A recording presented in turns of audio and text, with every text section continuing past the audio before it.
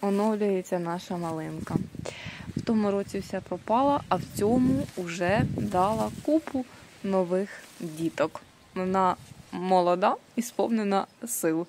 В цьому році, звичайно, ще урожаю не буде, але на той рік маю надію, що буде вже краса.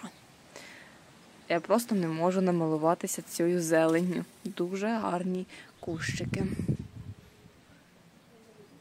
І вся оновилася. Це дуже-дуже втішає, адже в тому році чомусь в нашому регіоні вся малинка пропала.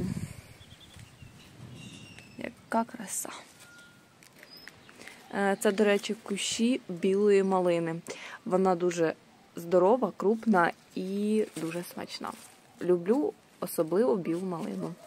Точніше, жовту. В неї особливий запах і аромат.